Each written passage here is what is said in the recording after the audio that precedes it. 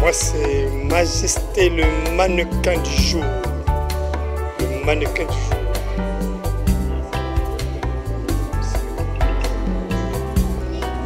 Il est juste habillé. Ça, c'est une lingote, donc manière anglaise. Là. Là, je compte le soir avec le parasoleil. Vous savez, on s'habille pour faire la différence, on s'habille pour être le meilleur. Il faut avoir des pièces rares. Ouais. Ah oui, il faut avoir des pièces rares. Ça, c'est des pièces rares. Vous ne trouvez pas ailleurs. C'est Majesté, le mannequin du jour. Le mannequin du jour, il est toujours à jour. Ouais. Je me présente Umberto Talanti. C'est une marque avant tout. Pour ceux qui me connaissent depuis le bled, ils savent ce que je fais. Je suis conseiller vestimentaire. Je suis en collaboration avec la maison Connivence. Et voilà, aujourd'hui je suis là. Donc c'est Umberto Talanti, le conseiller vestimentaire. Merci.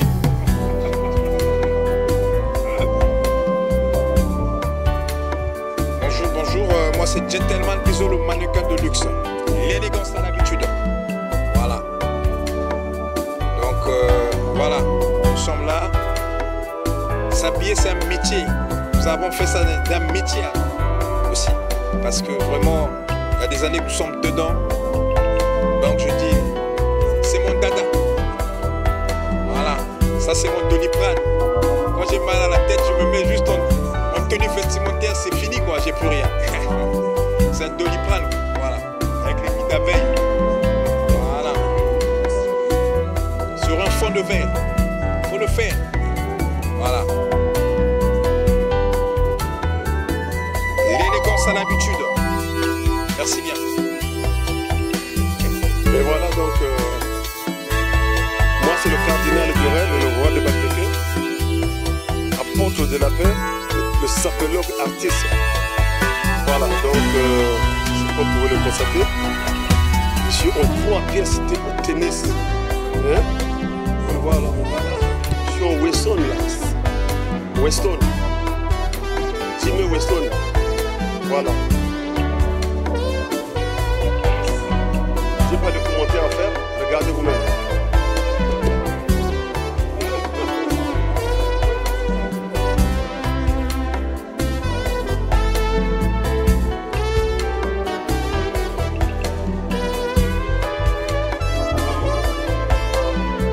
Pas de n'importe quoi, c'est Louis Vuitton.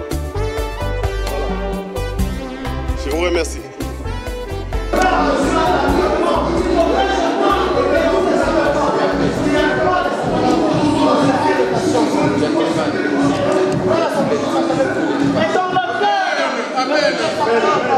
Alors, mesdames, messieurs,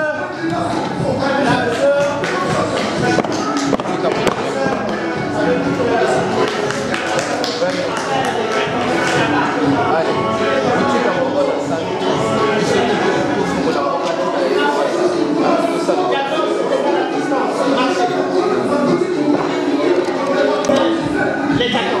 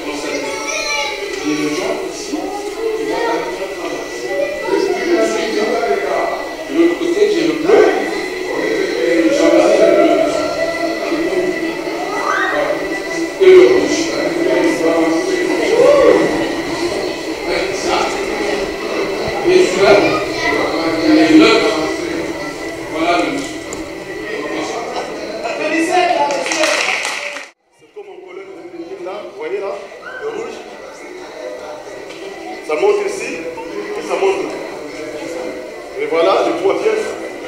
Vous avez bien compris que la salle c'est comme ça, voilà. J'ai pas beaucoup à dire, mais les réglages sont vraiment corrects. Voilà. Merci. Nous avons Marc-Estelle le manager, applaudissez. Marc-Estelle le manager, là, qui présente madame, vous voyez, mesdames, messieurs, vous voyez inscrire la Joconde. Vous comprenez l'histoire de cette Joconde.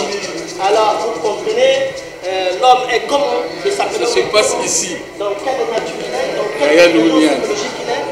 Alors, l'homme est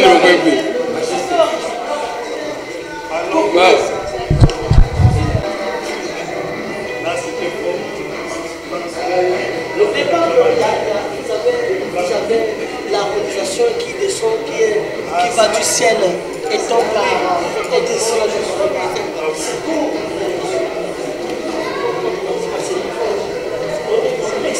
L'extase. J'ai tellement de gens qui vont présenter les belles couleurs, la pièce montée. J'ai tellement de piseaux, en effet de luxe de Paris, des négoces à l'habitude.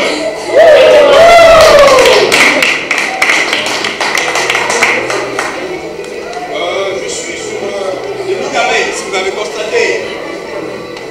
Les nids d'abeilles. Sur un thé Dakar. Là, on fait chanter les bleus.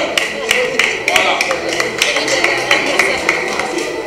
Donc, je suis un caméléon. Je peux te mettre 6-7 couleurs, mais quand tu veux pas, c'était mon goût.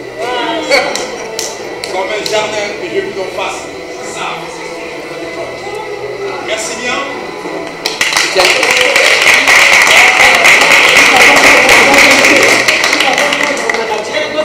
Nous l'avons choisi sur le volet parce que nous n'avons pas de manager, n'est-ce pas, les fédérés, parce qu'il faut être dans de la matière pour aimer quoi. Voilà. Alors, remarquez notre manager, comment le manager, applaudissez notre manager.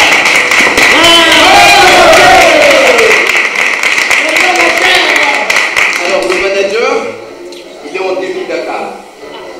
Début Dakar, vous allez remarquer, j'ai le gilet qui va avec le prenant, c'est une ensemble de 3 pièces qu'on a débarré. Lorsqu'on débarrait, ça s'appelle un début Dakar. Comme Ben Moukla est là, comme Gentleman Ludo, et là c'est un ensemble. Les deux, l'autre côté aussi, c'est un début Dakar. Donc un début Dakar, c'est décarré. Alors ça donne la possibilité de rajouter plein de couleurs, mais il faut que ça soit gai. Il faut que ça donne le sourire. Et donc là, on a, voilà, je vais enlever la veste. Le principe, même lorsqu'on enlève la veste, il faut que ça reste quand même harmonisé. Voilà, on doit rester élégant. Même lorsqu'on enlève une pièce, il faut que l'harmonie reste. Et lorsqu'on rajoute, donc là, vous avez le vert qui va avec les chaussures. Le vert, c'est qui est rappelé là. Le jaune qui est rappelé avec la veste également. Avec l'accessoire et la chemise. Et donc là, l'ensemble est pareil, je peux dire, il y a 200 couleurs. Et le réglage est pensé sur les autres pièces.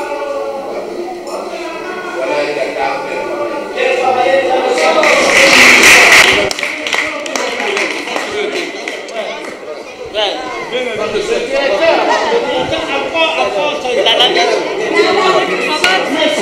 Alors, monsieur le directeur, 2 secondes. On va laisser que les gens apprécient monsieur le directeur, parce que ça c'est un Dakar mystique. Un demi-Dakar, on vous l'a expliqué tout à l'heure, c'est un déparage. Et donc là, on a déjà un déparage compliqué, parce que en termes de tissu, là on est sur tissu de saison. Il est en pleine saison. En pleine saison. Alors, vous avez une chemise fleurie. C'est bon. Ouais. La cravate, un style mais vraiment mortel. Hein. Et voilà. Voilà. Donc, voilà une illustration parfaite, mais très très recherchée d'un demi-Dakar. Alors, un petit détail, un autre détail. Regardez les manches appréciées. Et voilà. Oui, parce qu'on peut fermer. Mais ça, c'est un détail des dandys. Ça,